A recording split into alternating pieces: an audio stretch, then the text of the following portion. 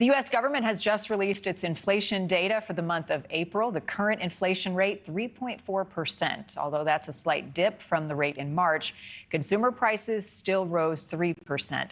And voters, you're feeling the pinch, right? A NewsNation Decision Desk HQ poll shows 49% of Americans consider inflation their top concern. That is huge right now in an election year. Here's what this means at the grocery store every single day. A gallon of milk is about 90 cents more expensive than this time 5 years ago. A dozen eggs, about $1.40 more than this time 5 years ago. And a loaf of bread, 70 cents more expensive. So Americans are feeling it every single day. NewsNation's Ryan Bass has more on what all of this means now and in the months ahead. Hey, Ryan. Hey, Marni, look, the numbers in terms of inflation are slightly better, and Americans are seeing a little bit, just a tad bit of relief in terms of grocery store prices as well. But still, our wallets from coast to coast are getting dinged. I mean, Marni, I'll give you where I live here in Tampa Bay, for one example. We have the largest gap between rent hikes and wage increases in the entire country, 20% higher than the national average. So every time we write those rent checks on the first of the month and pay our landlords, we're certainly feeling the pain. But again, Americans from the gas stations to the grocery stores are feeling this pinch when it comes to inflation. However, the new consumer price index just dropped with inflation numbers, as you mentioned, Marni, at 3.4% year over year. That is a slight downtick. Grocery prices fell 0.2% from last month. That provides a little bit of relief. However, still up from 2023. Shelter like rent, that's up 5.5% year over year. Car insurance prices, they're still rising, but at a slower rate than last month. So a little bit better than maybe some predicted. Still, despite inflation falling from its peak of 9.1% in June of 2022, we've witnessed quite the spike in our everyday costs from pre-pandemic levels. You went over some of those numbers, Marni, but it's now around $976 a month to feed a family of four.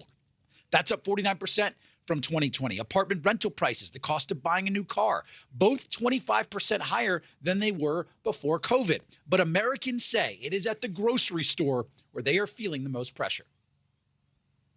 We're just feeling the pinch because previously $100 used to get you a lot of groceries. Now it doesn't get you as much, obviously, and your bags are less full than before.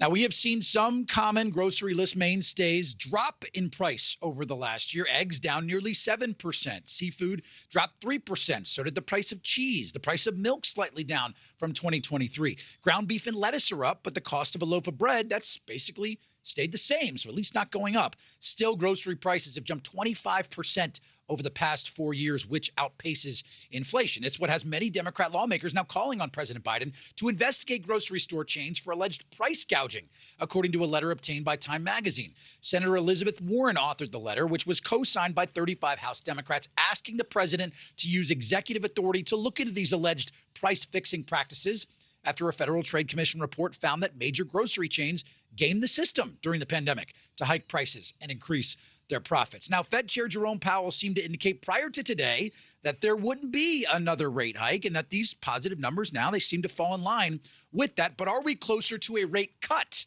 Rebel Cole, a finance professor at FAU, spent a decade working as a financial economist in the Federal Reserve System. He said the Fed actually stopped raising rates way too soon, and that, combined with our increasing deficit, is hindering any progress to tame inflation. You've got the Fed trying to fight the inflation that's been caused by this reckless fiscal policy. At the same time, it's kind of like getting in a race car and putting your foot all the way to the pedal on the gasoline and then pumping the brakes. The Fed just, they can't get it done.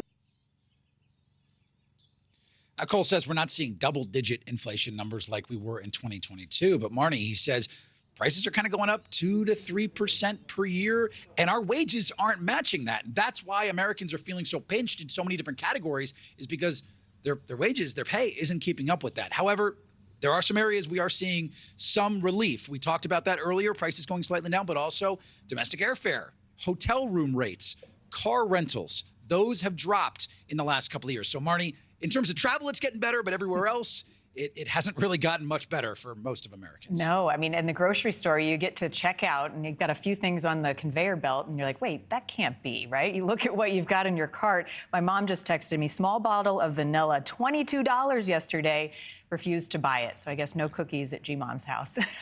Thanks, Ryan. Thank you for watching. Go to newsnationnow.com to find NewsNation on your television provider. And don't forget to click the red subscribe button below to get more of NewsNation's fact-driven, unbiased coverage.